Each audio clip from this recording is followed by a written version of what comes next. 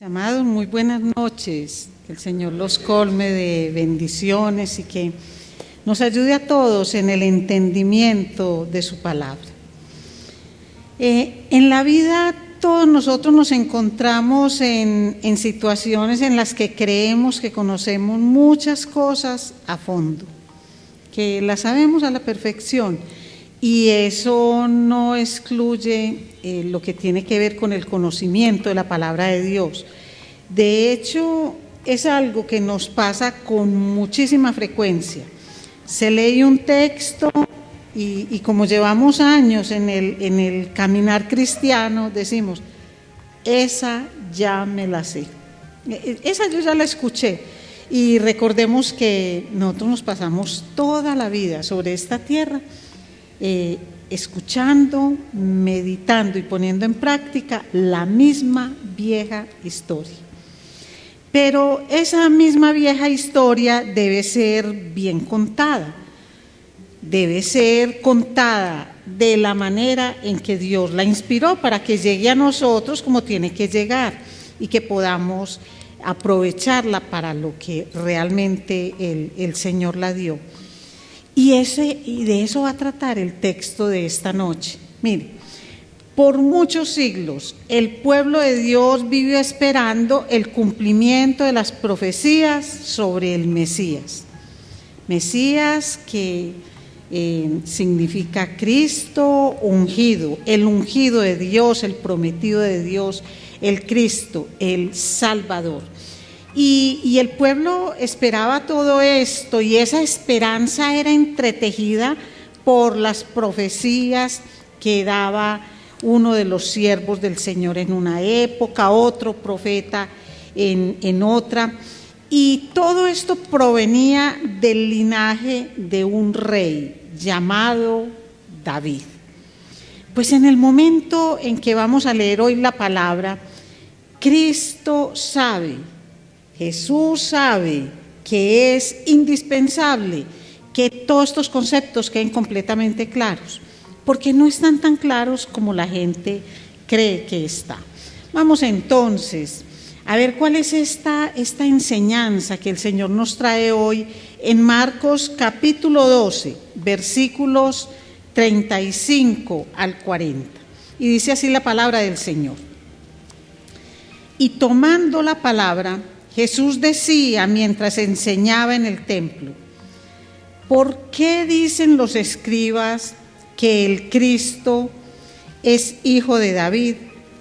David mismo dijo por el Espíritu Santo: el Señor dijo a mi Señor, siéntate a mi diestra hasta que ponga a tus enemigos debajo de tus pies. David mismo le llama Señor. ¿En qué sentido es pues su hijo? Y la gran multitud le escuchaba con gusto. Y en su enseñanza les decía: cuidaos de los escribas, a quienes les gusta andar con vestiduras largas y aman los saludos respetuosos en las plazas, los primeros asientos en las sinagogas y los lugares de honor en los banquetes, que devoran las casas de las viudas y por las apariencias hacen largas oraciones. Estos recibirán mayor condenación. Mi Señor, gracias. Gracias, Padre, porque hoy nos acercamos a esa última enseñanza pública que haces. Una enseñanza en la cual muestras cómo habían faltantes de parte de los escribas y de aquellos sacerdotes, de aquellos líderes religiosos encargados de alimentar a tu pueblo con la palabra. Pero también, Señor, nos muestras que en su corazón había una actitud hipócrita, en la cual buscaban sacar provecho de esa misión que les habías encargado. Ayúdanos a entender, Señor, esta doble enseñanza. Te lo pedimos, Padre, en el nombre poderoso de Cristo Jesús. Amén. Muy bien, mis amados. Aquí, como vimos en la lectura de la palabra, hay una doble enseñanza.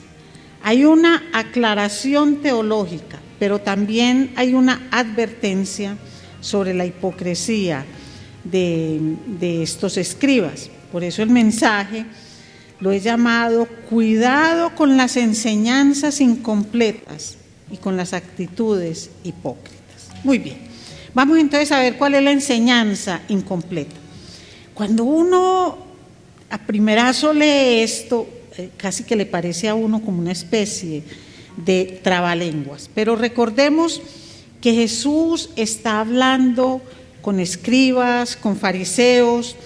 A él se le han acercado los estudiosos de la palabra, todos ellos, y le han hecho una serie de preguntas que cualquiera ve que lo que ellos buscan con esas preguntas no es darle claridad a las personas que escuchan, sino que lo que buscan es que el Señor falle en alguna palabra, en algún concepto, para desacreditarlo. Pero aquí es muy distinto.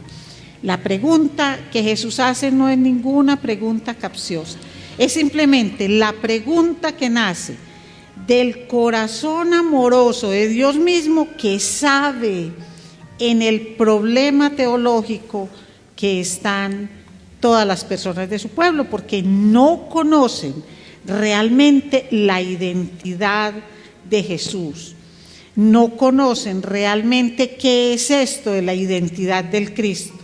Y por eso acude a lo que los escribas conocen muy bien, que son las Escrituras. Entonces dice, ¿por qué dicen los escribas que el Cristo es hijo de David? Entonces aquí no les está diciendo, eso es un error, eso es completamente equivocado. Lo que les está diciendo es que no es tan solo el hijo de David, sino que hay una identidad, hay algo mucho más grande que trasciende ese linaje humano de David. Entonces, antes de iniciar con la explicación de todo esto, miremos de dónde los escribas sacaban esto de que el Mesías, el Cristo, era del linaje de David. Y lo encontramos en el segundo libro de Samuel. Yo nada más les voy a leer 2 versículos en el capítulo 7. Todo ese capítulo 7 habla de la promesa de Dios a David. Y David desea construirle casa al Señor. Y el Señor manda a Natán a que le diga, no, antes es Jehová quien te va a construir casa, no tú a él. Y le dice en el versículo 12 de ese capítulo 7, cuando tus días se cumplan y reposes con tus padres, levantaré a tu descendiente después de ti, el cual saldrá de tus entrañas y estableceré su reino. Él edificará casa a mi nombre y yo estableceré el trono de su reino para siempre. Yo seré padre para él y él será hijo para mí. Cuando cometa iniquidad lo corregiré con vara de hombres y con azotes de hijo de hombres, pero mi misericordia no se apartará de él, como la aparté de Saúl, a quien quité de delante de ti. Versículo 16. Tu casa y tu reino permanecerán para siempre delante de mí. Tu trono será establecido para siempre. Entonces, esta y muchas otras partes de las Escrituras era en lo que los escribas se fundamentaban, pero estaba incompleta. Pensemos siempre en una enseñanza a la que le falta un pedazo, y el pedazo más grande, el pedazo más trascendental. Entonces le dice el Señor, le dice Jesús a estas personas, les dice, David mismo dijo por el Espíritu Santo, el Señor dijo a mi Señor, siéntate a mi diestra hasta que ponga a tus enemigos debajo de tus pies. ¿Qué estaba haciendo Jesús ahí? Estaba remitiendo a los escribas a otra porción de la palabra que conocían bastante, y es un salmo mesiánico, el Salmo 110, que dice el Señor a mi Señor, ustedes que están ahí leyendo, miren cómo escribe Señor. Dice el Señor con mayúscula, a mi Señor, siéntate a mi diestra hasta que ponga a tus enemigos por estrado de tus pies. Mire, ¿qué significa esto de este Salmo 110? Ahí al menos en el versículo 1, desde el versículo 1, hay cosas que es importante que nosotros las conozcamos. Cada que David en los Salmos se refiere al Señor, cada que un judío decía mi Señor, estaba hablando de Dios. Y mire que ahí dice el Señor Jehová, el Dios creador, dijo a mi Señor, el Mesías, el ungido, el Cristo, siéntate a mi diestra hasta que ponga a tus enemigos debajo de tus pies. ¿Qué significa esto de siéntate a mi diestra? Implica que un tiempo no estuvo a la diestra de Dios Padre. ¿Cuál tiempo no estuvo a la diestra de Dios Padre? Cuando Jesús vino a la tierra. Cuando Él vino aquí y encarnó al Cristo, al ungido, al Mesías de Dios, enviado para liberar al pueblo, entonces no estuvo sentado a la diestra del Padre. Y eso es lo que significa ese Salmo 110. Y lo sabían los escribas. Pero ¿qué le enseñaban a la gente? Le decían, es que va a venir un Mesías. Y ese Mesías viene del linaje de David, hijo de David, lo cual es cierto. Hijo, no un hijo literalmente en la carne, sino del linaje de él. De hecho, cuando Dios le manda a decir con Natán que edificará casa para él y que esa casa permanecerá para siempre, no significa una casa como estas, que se destruye con el paso del tiempo, porque guerras y cosas pueden pasar y esa casa se destruye. Le habló de un linaje permanente. Pero ¿cómo lo veía el pueblo? Por eso les dije yo que el pueblo entretejía, entre profecía y profecía, entretejían a un Mesías el cual vendría a liberarlos del yugo de esclavitud. Ahora, cuando Jesús está hablando de esto, ¿cuál es el rey que está en el trono? ¿Cuál es el rey descendiente de David que está en el trono? No hay ninguno. En ese momento no hay ninguno. Por eso ellos están esperando que llegue, pero que llegue con una mano firme y que llegue armando un ejército para que les devuelva nuevamente la tierra. Es decir, el sentido con el que ellos estaban esperando al Mesías era un sentido nacionalista. Es muy distinto a como nosotros lo vemos hoy, porque nosotros sabemos que Él es el que nos muestran en Apocalipsis 22, 16. Yo, Jesús, he enviado a mi ángel a fin de daros testimonio de estas cosas para las iglesias. Yo soy la raíz y la descendencia de David, el lucero resplandeciente de la mañana. Yo soy la raíz y la descendencia. Raíz y descendencia, y lo dice el mismo Jesús. Pero, ¿qué era lo que estaba esperando el pueblo? Lo que los escribas le enseñaban. Ellos decían, mire, es que va a venir un Mesías, y ese Mesías nos va a devolver todo. Él es el que va a venir.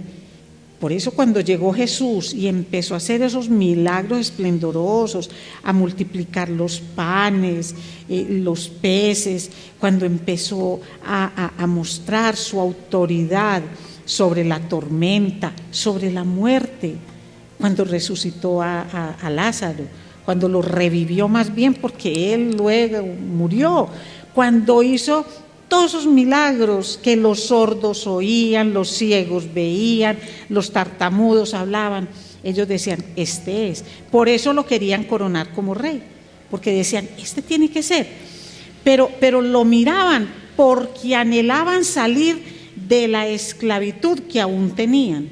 Porque si bien ellos no eran esclavos con grilletes, como lo fueron en Egipto, el pueblo tenía un gobernante supremo, que era Roma. Ellos eran tributarios de Roma y no tenían la tierra que el Señor les había dado. Todos esos reinos se habían terminado. Entonces, era indispensable que Jesús les hiciera esa claridad. Y se las hace precisamente a los escribas. Ahora, ellos lo entendieron. Finalmente ellos entendieron quién era Él, pero no lo reconocieron. Y eso es lo que el Señor sigue hablando en las Escrituras, que ellos, a pesar de conocer la realidad, no la hicieron evidente. Ellos no la hicieron evidente, sino que ellos siguieron. Entonces, ¿qué hacía la gente? La gente se admiraba de lo que el Señor decía, pero podría uno decir, bueno, pero ¿y cuál es el problema? Finalmente, ¿por qué el Señor se empeña tanto en esto? Porque es que el reino de Jesús no es un reino terrenal. Y si ellos se quedaban solamente en esa visión, nunca verían que Él vino para salvar, que Él vino para perdón de pecados, que Él es el Cordero de Dios que quita el pecado del mundo. Eso no sería una realidad para ellos. Y era necesario que ellos lo empezaran a ver de esa manera, porque es que si no, sería un profeta más que caminaría por la tierra y ellos seguirían esperando al Mesías, como de hecho todavía hay partes de grupos judíos que están esperando el regreso del Salvador, el regreso del Mesías, porque para ellos Jesús se quedó en un maestro con una muy buena enseñanza y que hacía milagros esplendorosos, pero nada más. Ahora, aquí Jesús confronta a los escribas con cosas que nosotros conocemos cuando estudiamos la palabra, como hacer exégesis, como reflexionar, como hacerle preguntas a los textos bíblicos. No es posible que si fuera hijo de David, si el Mesías fuera hijo de David, entonces que David le dijera Señor, porque es que un rey no le dice Señor a un hijo, le dice hijo, lo llama por el nombre, le tiene inclusive alguna manera, un cariñito, lo que conocemos como un apodo, alguna manera familiar de llamarlo, pero no le diría Señor. Entonces, ¿dónde está la capacidad de análisis de estos estudiosos de la palabra?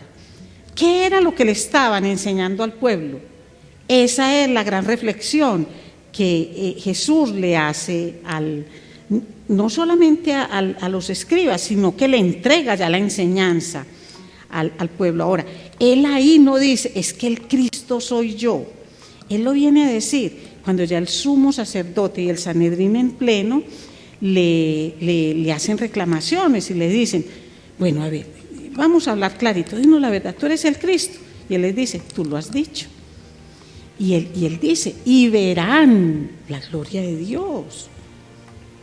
Entonces, en ese momento reconoce, más adelantico, recuerden que estamos en la semana de pasión y muerte de Jesús. Pero ahí ya ha dado la declaración completa. Pero estos escribas no solamente entregaban una enseñanza incompleta, sino que tenían una actitud hipócrita. Entonces empieza el Señor a decirles, ahora ya saben, pero cuídense de los escribas, a quienes les gusta andar con vestiduras largas y aman los saludos respetuosos en las plazas. los primeros asientos en las sinagogas y los lugares de honor en los banquetes, que devoran las casas de las viudas y por las apariencias hacen largas oraciones, estos recibirán mayor condenación. Entonces, no solamente ellos tenían un vacío en la enseñanza teológica acerca de quién era el Mesías, sino que ellos tenían una actitud hipócrita. Ellos buscaban notoriedad, ellos buscaban que los alabaran, que los reconocieran y hacían toda clase de cosas para sentirse diferentes a la gente, en su vestuario, en el sitio que ocupaban. Ahora como que no hay escribas en las congregaciones, porque qué dificultad que da que se sienten en las primeras sillas. Generalmente ocupan las últimas, pero en ese tiempo ellos siempre buscaban puestos de privilegios en los banquetes y de manera muy especial en las casas de las viudas, y oraban de una forma pero extensa y con mucha palabrería, muchas cosas, porque lo que buscaban era como que les vieran esa apariencia de los ungidos del Señor, de los siervos, de los que todo lo saben, pero también de los que todo lo merecen. Y esto tiene para nosotros grandes enseñanzas, porque Jesús muestra la manera como Él detesta la hipocresía.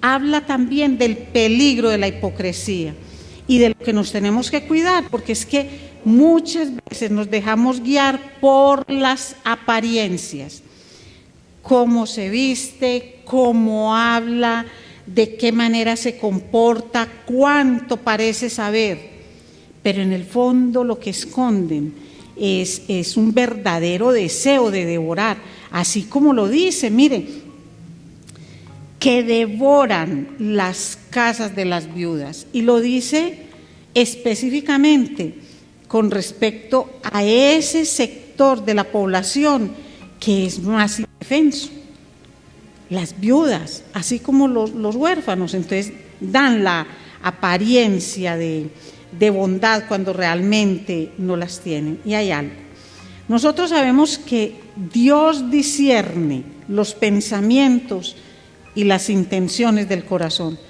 pero no podemos negar que hay personas que aprovechan y por medio de una verborrea y una serie de intrincados argumentos llenan a la gente de expectativas que no son, pero también de enseñanzas incompletas. Miren, ¿cuánto daño le hace al pueblo de Dios hoy una enseñanza incompleta sobre Dios? Solo gracia, sin cruz, por ejemplo, es una enseñanza incompleta muy peligrosa. Lo que pasa es que la gente la busca y la gente quiere comer eso, porque la gente quiere de Dios solamente como ese lado. Brevemente el domingo estuvimos hablando sobre lo que es el señorío de Cristo y recibimos a Cristo como Salvador, pero sin aceptar su señorío. Entonces esas son dos cosas que no le podemos quitar a Dios. Gracia y juicio es algo que se complementa y es algo que en el día de hoy se quita. Entonces nosotros, si bien no denominamos que hay escribas en nuestras iglesias, la verdad es que sí, es que hay vacíos teológicos. Y cuando hay un vacío teológico, la gente queda mal alimentada, porque la gente no ve a Dios sino de una manera. Entonces hoy no estamos esperando un Mesías que nos venga a devolver una tierra, pero sí estamos creyendo en enseñanzas a medias que nos muestran a un Cristo que murió en la cruz y que salvó a toda la humanidad a cambio de nada. ¿Y dónde queda la fe? ¿Y dónde queda el señorío de Cristo? No quedan, no están por ninguna parte. No, es que no prediquen tanto sobre el pecado, que me tienen hasta aquí con el pecado, que yo pecador, que... Claro, es que si no entendemos todos los días que de tal manera amó Dios al mundo, que murió en la cruz con sangre y dolor pagando por nuestro pecado, y que si no lo reconocemos como Salvador, y que si no reconocemos que venció a la muerte con su resurrección, no seremos salvos. Pero no podemos andar por la vida solamente pensando que ya la hicimos, y que como Él perdona, y que como Él es solo amor, ¿de cuál juicio vamos a hablar? Teologías incompletas, enseñanzas incompletas en este tiempo son las que hacen que la gente diga que sabe que un día Cristo va a venir, pero que al día de hoy no lo reciban como Señor y por lo tanto no están preparados. Y ese es el problema de esas enseñanzas incompletas. Es que no nos quedemos solamente mirando lo que le dijo a los escribas de esa época y no lo que nos dice a nosotros hoy. Y si encima le añadimos que somos expertos en técnicas hipócritas, en seducción de masas, en enamorar a la gente a través de palabras hermosas y de cosas esplendorosas en las casas de oración, a través de orquestas y cosas que suenen muy lindas y una serie de actividades que han convertido esto en un entretenimiento, ¿dónde queda realmente la misión del Cristo Salvador y Redentor? ¿Dónde queda el señorío de Cristo? ¿Dónde lo estamos dejando? Miren, con todas estas cosas, con enseñanzas a medias y con actitudes hipócritas, lo único que hacemos es arruinar el ministerio. Pero no solamente el ministerio de los siervos aquí en la tierra, sino ante muchas personas mostrar cómo ha arruinado el ministerio de Cristo en la cruz. Por supuesto que nadie puede lograr eso, pero es lo que se ve porque se anulan muchas cosas a través de un falso testimonio, porque se conduce a la gente a la vivencia de una espiritualidad superflua, donde no importa sino lo aparente y lo que se ve, donde la gente en lugar de ser adoradora de Dios se convierte como en un actor que cumple con un papel. Tu papel es predicar esto y predícalo de esta manera, tu papel es cantar o tocar de esta forma y tu papel es sentarte ahí y decir que eres cristiano, aunque salgas allá a comportarte de manera diferente. ¿Qué hace un maestro hipócrita? Forma hipócritas. ¿Qué hace un maestro que enseña a medias? Conduce al error a muchas personas. Eso estaban haciendo estos escribas en la época de Jesús, pero eso hacen los escribas modernos que tienen enseñanzas incompletas y viven vidas de hipocresía. Así que pongamos todo esto en manos del Señor, pidámosle perdón, porque hay muchas formas de hacer vana la sangre de Cristo en la cruz, y una de ellas es mostrando a Jesús, al Cristo, como la gente lo quiere ver, no como la gente necesita verlo. Él es una unidad, una totalidad. Y ese es el llamado de Jesús, a que lo vean tal como es, en la parte humana y en la parte divina. Si bien para los de esa época era todavía difícil de entender, para nosotros no hay ninguna excusa. Nosotros sabemos que Él es Dios y Señor de David y de nosotros, y lo será para todas las generaciones hasta que el Señor vuelva por su iglesia. Padre, gracias, Señor, te damos por tu palabra. Gracias por invitarnos a reflexionar en la forma como las enseñanzas son llevadas al pueblo. Señor, podríamos disculpar de muchas formas al pueblo judío porque no existían todos los recursos para conocer tu palabra, para estudiarla.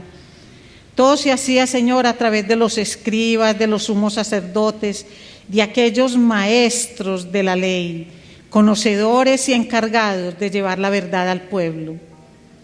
Pero su actitud, Señor, contradecía todo lo que se enseñaba en las Escrituras. Olvidaban que hay que servir en el reino, porque en el reino es diferente, en el reino de Dios es diferente a como es el reino en la tierra. Porque en la tierra se busca ser el más grande, en el reino de los cielos se busca ser el más pequeño para servir.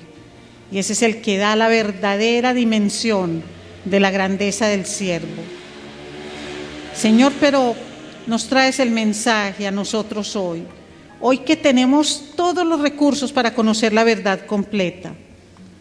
Señor, cuídanos de enseñanzas incompletas. Cuídanos de decirle a la gente lo que la gente quiere oír. Ayúdanos, Padre, a tener el valor para mostrar tu palabra completa.